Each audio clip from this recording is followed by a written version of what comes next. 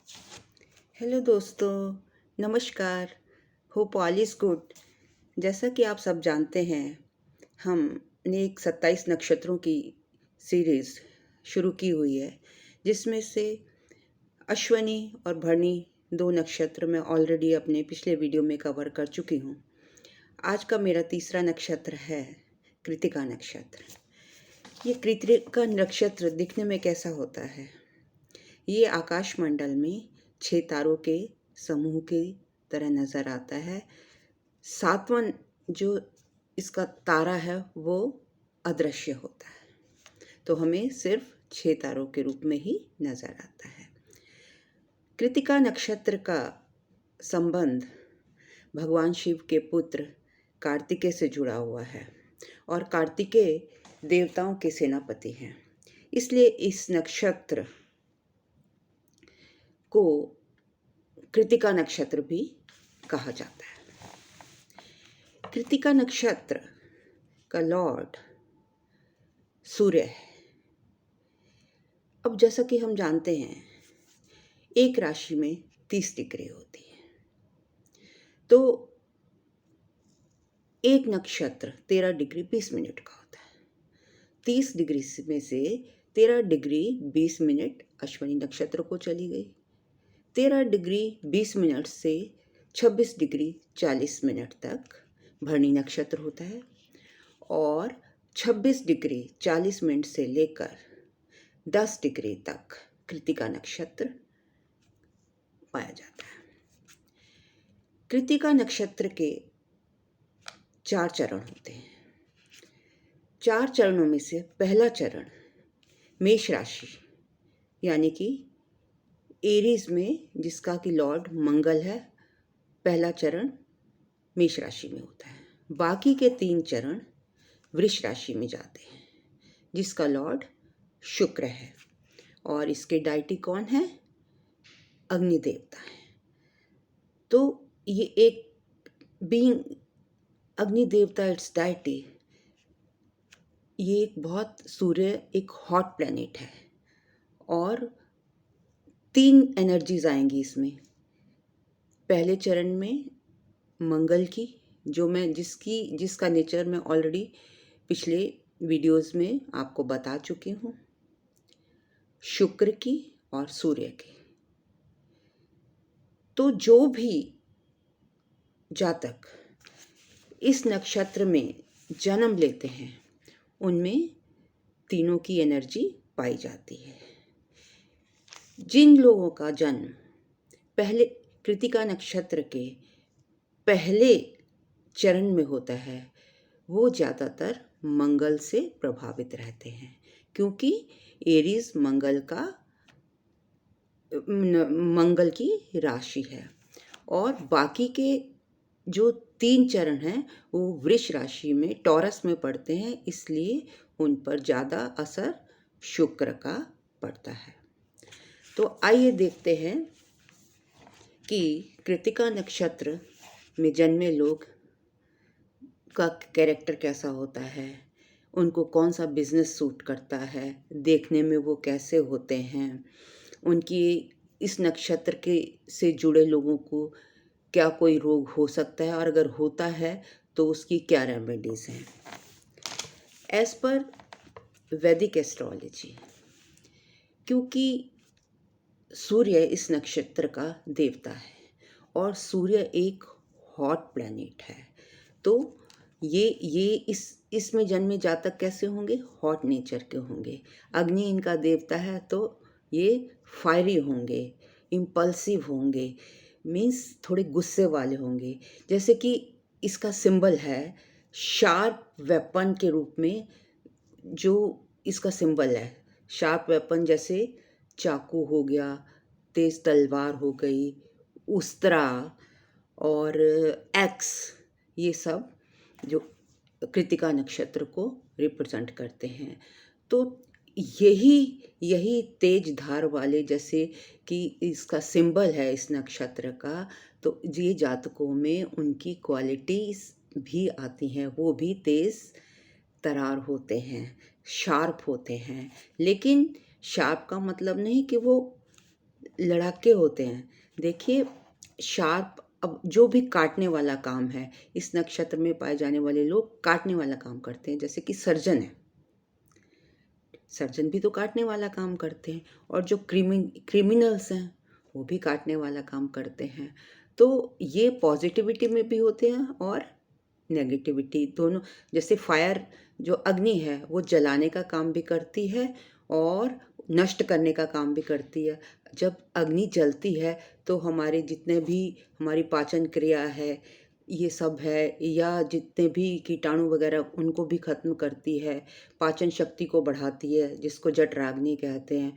और ये negative side में भी होती है कि अगर इसमें कुछ भी आप डाल देंगे तो वो जल के भस्म हो जाएगा। तो इसी तरीके से कृतिका नक्षत्र वाले लोगों का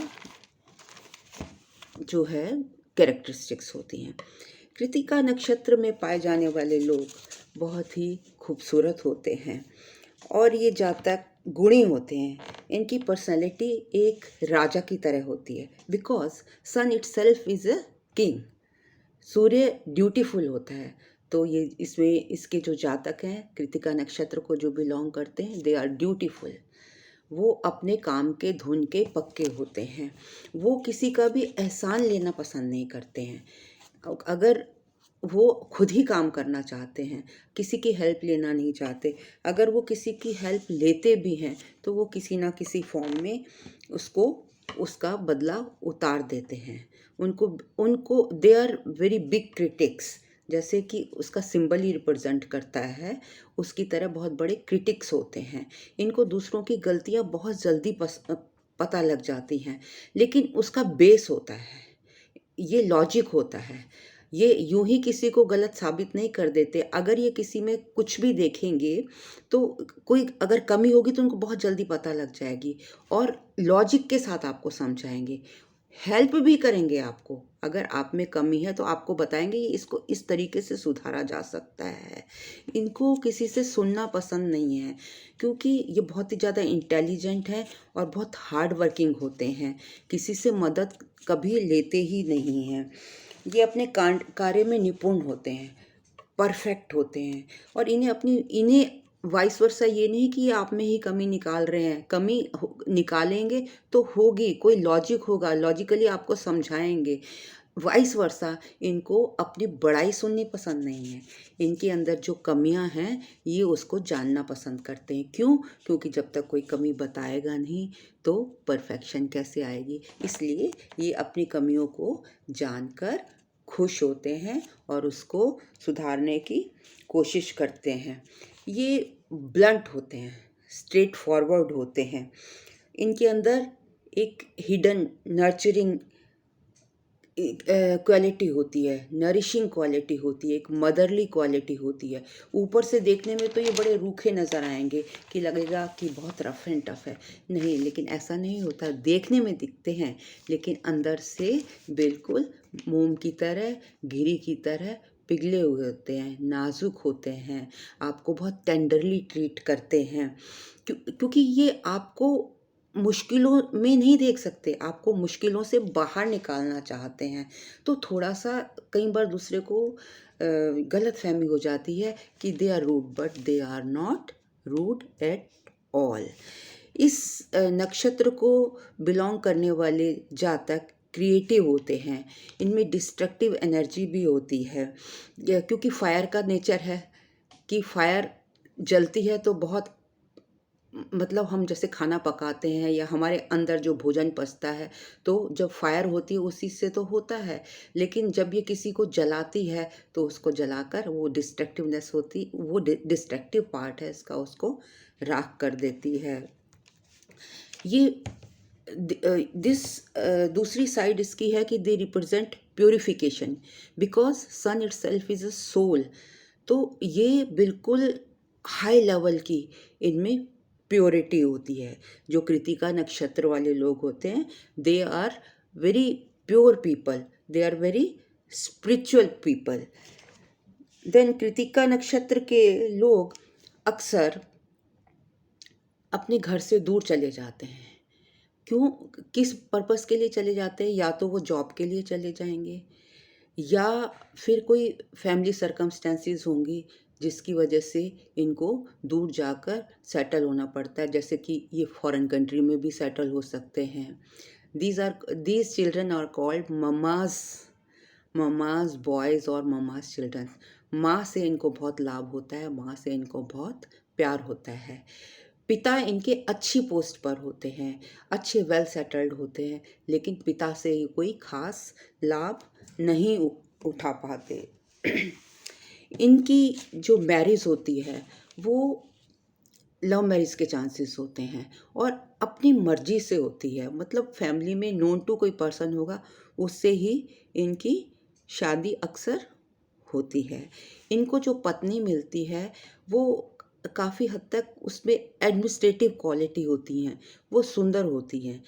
ऐसे कहा जाता है कि for every success there is one woman behind.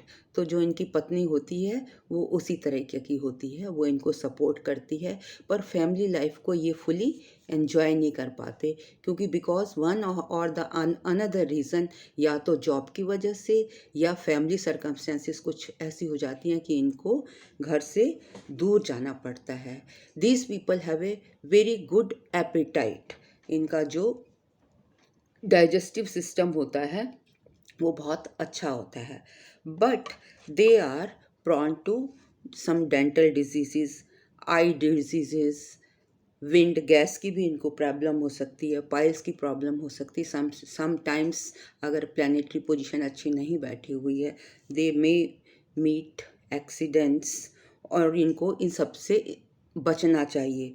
Wounds इत्यादि से they should keep them safe. Then coming to the profession, किस टाइप के इनके प्रोफेशन होते हैं। They can be spiritual, teachers. शुक्र है अब इनमें, शुक्र की राशि में है तो शुक्र के भी गुण आएंगे और सूर्य से रिलेटेड भी गुण आएंगे, तो उससे रिलेटेड इनको जॉब करनी चाहिए। दे can be good dancers, musicians, singers. They can excel in modeling, fashion designing, and because of sun,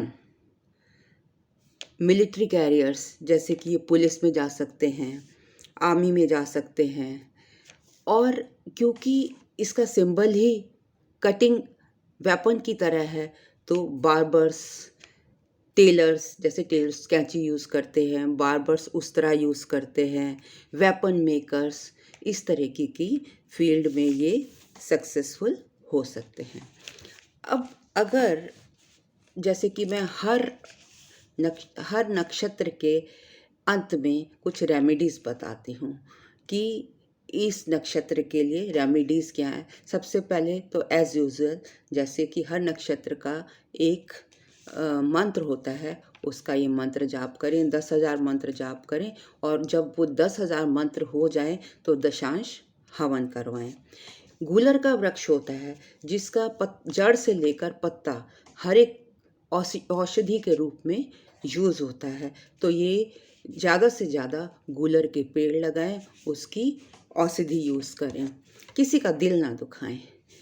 and ये जैसे कि गला, सिर, आँख, इससे रिलेटेड जो अगर इनको रोग होते हैं इनसे भी ये बचने की कोशिश करें। तो जैसे आँख रिलेटेड है तो इसके लिए ये क्या कर सकते हैं रेमेडी, तो ये अंध विद्यालय में, और या जो अंधे लोग हैं, अंधे बच्चे हैं, उनको मदद कर सकते हैं, उनको दान कर सकते हैं, उनको जिस टाइप की भी मॉनेटरी या फिज़िकल हेल्प ये दे सकें उनको इन्होंने देनी है।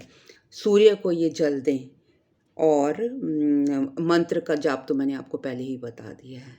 तो these are the few remedies, ये अगर करेंगे तो इनकी ऊर्जा बढ़ेगी। आज के लिए इतना ही, जल्दी आती हूँ नेक्स्ट वीडियो के साथ, चौथा नक्षत्र।